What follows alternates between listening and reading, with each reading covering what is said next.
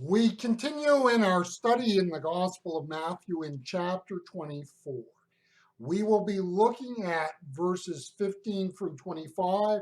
I'll be reading from the New English Bible, Matthew chapter 24, and beginning at verse 15. So when you see the abomination of desolation of which the prophet Daniel spoke, standing in the holy place, let the reader understand.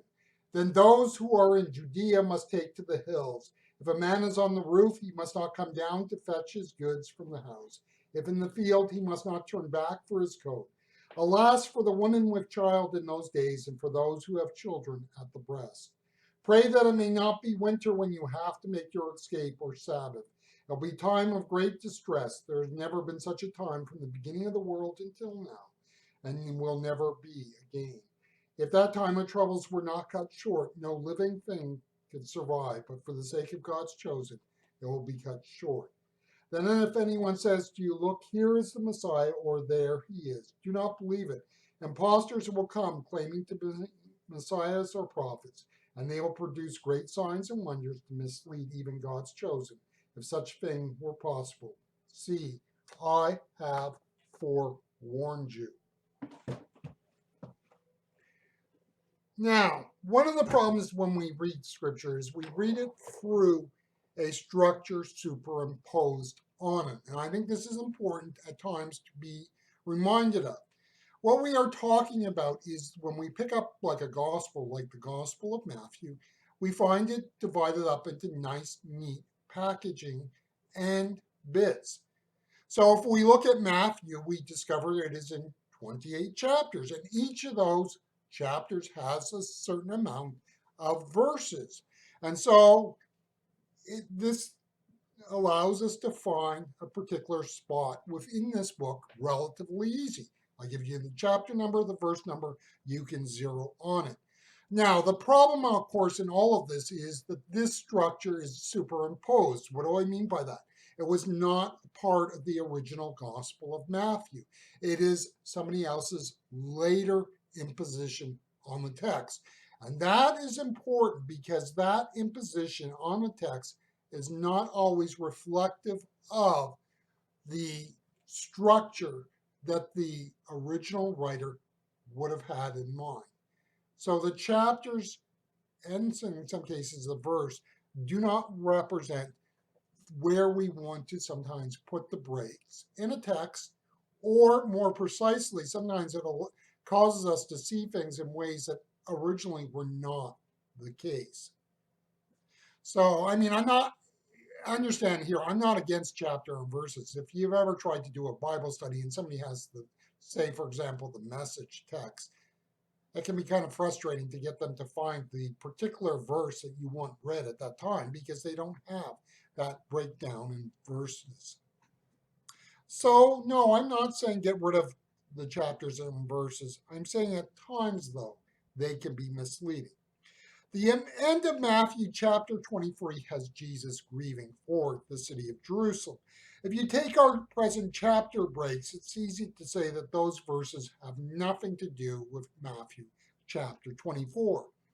The problem, of course, is that chapter breaks are not Matthew's, and in this sense, very misleading. You see, if we do not have the chapter breaks, we would more readily see how the end of chapter 23 is connected with chapter 24. The chapter breaks of scripture can lead us to assumptions that the original writer of the text did not want you to make.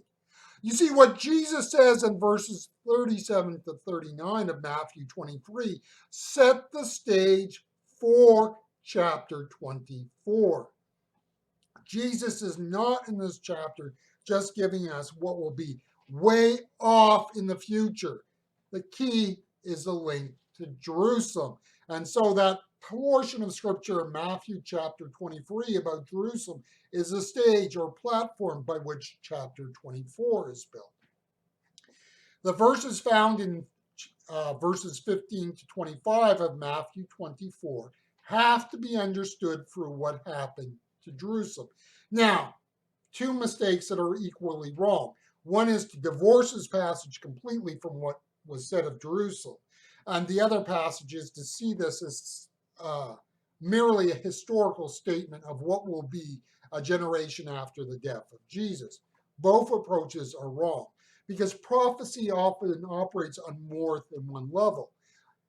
In other words, what is true in the present reality, that is, what would transpire in light of the Jewish rebellion of AD 66 to AD 70, or you could bring it out to AD 73 with the fall of Masada and that, is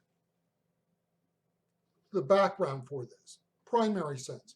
But it also is a forerunner or prophecy of what will be in the future, which we will not fully understand until we walk through that future. In the same way that the people that Jesus originally spoke to would not be able to understand the present application of this text until they walked through those events.